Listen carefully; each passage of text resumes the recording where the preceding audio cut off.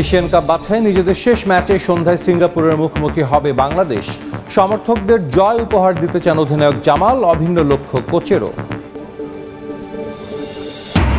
আন্তর্জাতিক মানের স্টেডিয়াম নির্মাণের নির্দেশ প্রধানমন্ত্রীর। নকশা প্রস্তুত, চলছে বাজেট নিয়ে কাজ, জানালেন বাফুফের সভাপতি তাবিথ আউয়াল। জয় দিয়ে বিশ্বকাপ প্রস্তুতি শেষ করলো জার্মানি। ফিফা প্রীতি ম্যাচে ঘানাকে 2-1 গোলে হারালো ডায়মন্ডশাফট। রাতে বিশ্বকাপের প্লে অফ ফাইনালে ইতালির প্রতিপক্ষ বসনিয়া। এবং বিসিবিও চায় জনসম্মুখে আনা হোক ক্রিকেট বোর্ডের সব অনিয়ম। সরকার চাইলে সরে যেতে আপত্তি নেই ফারুক আহমেদের। বকেয়া পরিশোধে ভাঙা হবে ঢাকা ক্যাপিটালসের ব্যাংক জামানত। বিশ্বকাপের আগে বড় চমক। হঠাৎ করেই দক্ষিণ আফ্রিকা সফরের পরিকল্পনা নিয়ে ব্যস্ত হয়ে উঠেছে বাংলাদেশ দল।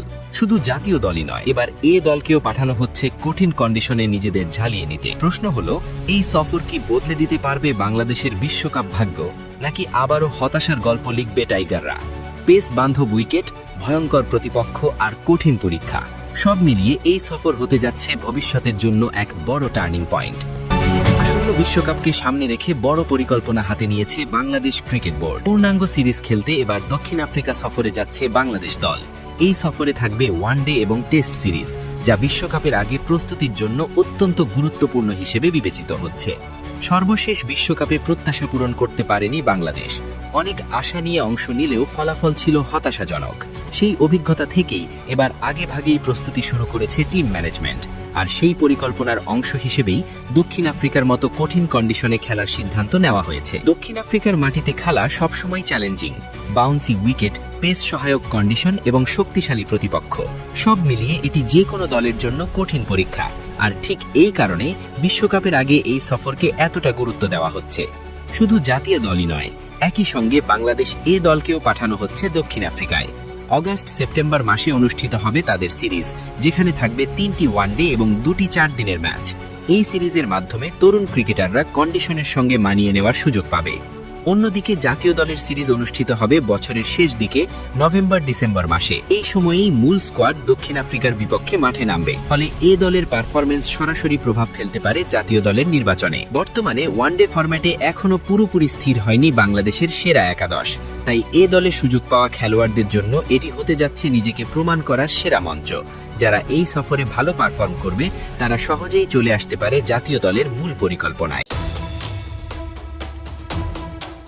প্রস্তুত মঞ্চ সিঙ্গাপুর ন্যাশনাল স্টেডিয়াম, আলোর নিচে ঝলমলে বাংলাদেশ। তবে বাংলাদেশ কি তাদের ঝলমলে একটা পারফরমেন্স উপহার দিতে পারবে? এই ম্যাচটা দুই দেশের জন্য দুই ধরনের লক্ষ্য। বাংলাদেশ চাইবে দ্বিতীয় অবস্থানে থেকে দেশে ফিরতে, আর সিঙ্গাপুর এই ম্যাচটাকে উৎসব হিসেবে নিচ্ছে। সেটা বোঝাই যাচ্ছে তাদের আয়োজন দেখে। তারা চাইবে এই ম্যাচটা জিতে পরবর্তীতে তাদের এশিয়ান কাপের যে মূল পর্বটা রয়েছে সেটা দারুণভাবে শুরু করতে। বাংলাদেশ এবং সিঙ্গাপুরের এফসি এশিয়ান কাপ বাছাই পর্বের এই ম্যাচের আগে যে প্রেস কনফারেন্স হয়েছে, সেখানে বেশ কিছু বিষয় উঠে এসেছে।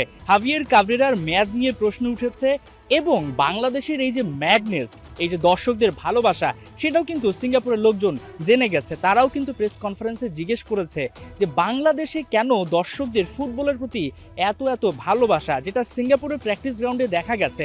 জামাল ভুঁইয়া কিন্তু একটা ব্যাপার প্রেস কনফারেন্সেও দাবি করেছেন যে মাত্র 6000 টিকিট দেয়া হচ্ছে বাংলাদেশি দর্শকদের জন্য, যেখানে হয়তোবা 10,000 টিকিট হলে সেটা আরও ভালো হতো। তবে সেটা কিন্তু করা যাচ্ছে না নানা কারণে। এই ম্যাচটা বাংলাদেশের জন্য যতটা না গুরুত্বপূর্ণ, তার চাইতে বেশি গুরুত্বপূর্ণ হয়ে উঠেছে হাভিয়ের কাবরেরার জন্য, কারণ এই ম্যাচ দিয়ে তার চুক্তি শেষ হচ্ছে। দারুণ একটা গ্রাউন্ডে প্র্যাকটিস সেরে নিচ্ছে বাংলাদেশ। এখন সময় এসেছে বদলা নেয়ার। ঘরের মাটিতে বাংলাদেশ এই সিঙ্গাপুরের কাছে হেরেছিল, সেই বদলা তো বাংলাদেশ নেবে, সেই সঙ্গে প্রবাসীদের একটা দারুণ জয় দিবে। এবং আরেকটা ব্যাপার বাংলাদেশের জন্য স্মৃতি হয়ে থাকবে, কারণ এই মাঠে ব্রাজিল এবং আর্জেন্টিনা খেলে গেছে। নেইমার তার ক্যারিয়ারের প্রথম হ্যাটট্রিকটা করেছিল এই মাঠে। তাই জয়টা যদি আসে, সেটা কিন্তু একটা স্মৃতি হয়ে রইবে। হাসান সজীব, 71, সিঙ্গাপুর ন্যাশনাল। বাংলাদেশের বিপক্ষে ওয়ানডে ও টি-20 সিরিজের দল ঘোষণা করেছে নিউজিল্যান্ড। দুই ফরম্যাটে কিউদের নেতৃত্বে আছেন টম লাথাম। ইনজুরি কাটিয়ে ফিরেছেন একাধিক ক্রিকেটার, বাকিরা সামর্থ্যের প্রমাণ দিয়ে দলে জায়গা করে নিয়েছেন। নিউজিল্যান্ডের fast bowler Matthew Fisher, Will O'Rourke ও ব্লেয়ার টিকনার চোট কাটিয়ে দলে ফিরেছেন। স্পিন অলরাউন্ডার ডিন ফক্সক্রফট 2024 এপ্রিলের পর আবার সুযোগ পেয়েছেন সাদা বলের সিরিজে। সম্প্রতি শ্রীলঙ্কা নিউজিল্যান্ড এ দলের সিরিজ শেষে মোহাম্মদ আব্বাস ও আদি অশোক জায়গা করে নিয়েছেন ওয়ানডে স্কোয়াডে। জেডেন লেনক্স টি-20 অভিষেকের অপেক্ষায় আছেন।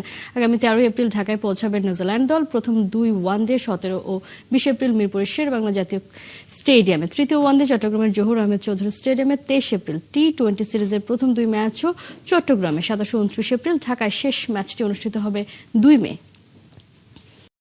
4-4, 5-6, 15-তে পা দিতেই করে ফেললেন 15 বলে হাফ সেঞ্চুরি। 17 বলে 305 স্ট্রাইক রেটে বৈভব সূর্যবংশী খেললেন 52 রানের তুফান ইনিংস। বেবি বস এখন পুরোদস্তর বেবি মনস্টার। বৈভবের তাণ্ডবে সিএসকের বিপক্ষে 47 বল বাকি থাকতে 8 উইকেটে ম্যাচ জিতে নিয়েছে রাজস্থান। গেল সিজনে গুজরাট টাইটান্সের বিপক্ষে করেছিলেন 17 বলে 50। এবারে ছাড়িয়ে গেছেন নিজেকে।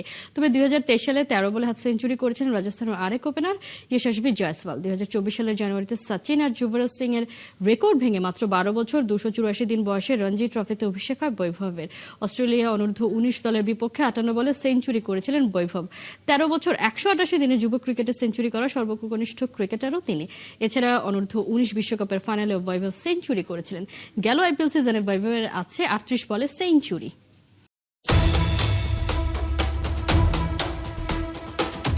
খেলার চেয়ে ধুলা বেশি, এর প্রমাণ বারবার দিয়ে যায় পাকিস্তান। দেশটিতে ক্রিকেট শুরু হলেই বাইরের নানা ঘটনা ঘটতে থাকে একের পর এক। নাসিম শাহ, শাহিন শাহ আফ্রিদিদের ওপর করা জরিমানা বা বল ট্যাম্পারিং এর অভিযোগে ফখর জামান যখন আছেন ম্যাচ নিষিদ্ধের কাছাকাছি, তখন দর্শকরাও বোধহয় আর খুব বেশি অবাক হন না। পাঞ্জাবের মুখ্যমন্ত্রী মরিয়ম নেয়াজকে নিয়ে করা এক টুইটে জরিমানা হয়েছে নাসিম শাহর। বিশ্ব পরিস্থিতির কারণে পিএসএল যখন দর্শক শূন্য স্টেডিয়ামে অনুষ্ঠিত হচ্ছে, তখন উদ্বোধনী দিনে মরিয়ম নেয়াজ আসেন অতিথি হিসেবে। ওই ঘটনাকে কেন্দ্র করে নাসিম তার এক্স হ্যান্ডেলে লেখেন, কেন তাকে লর্ডসের একজন রানী হিসেবে ট্রিট করা হচ্ছে। ওই পোস্টের পর নাসিম বেশ সমালোচনার মুখে পড়েন, সাথে সাথে পোস্টটি সরিয়েও নেন, কিন্তু ততক্ষণে যা হওয়ার হয়ে গেছে।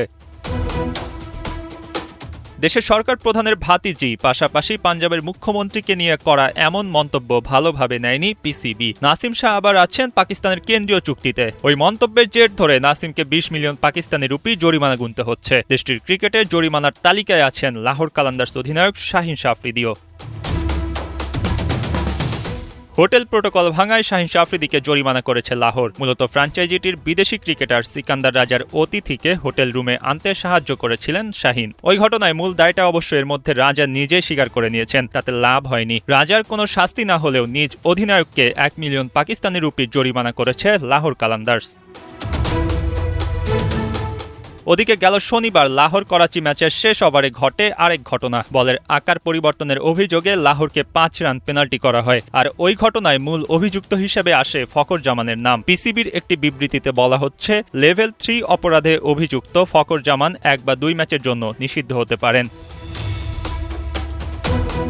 পাকিস্তান ক্রিকেটের এলোমেলো এই অবস্থা নতুন কিছু নয়। খেলার আলোচনা যদি কখনো কমও থাকে, পাকিস্তান বাইরের আলোচনায় থাকে অনেক বেশি। বেশ ঢাকঢোল পিটিয়ে শুরু হয়েছে এবারের পাকিস্তান সুপার লিগ। শেষ পর্যন্ত দেশটি স্টেডিয়ামে দর্শক রাখতে পারেনি, তবুও মাঠের ক্রিকেট নিয়ে ছিল বড় আশা। তবে লিগ শুরু হতেই বাইরের ঘটনা দিয়ে যেন আষ্টে পৃষ্ঠে জড়িয়ে গেছে পাকিস্তান। মঈন হাসান, ৭১।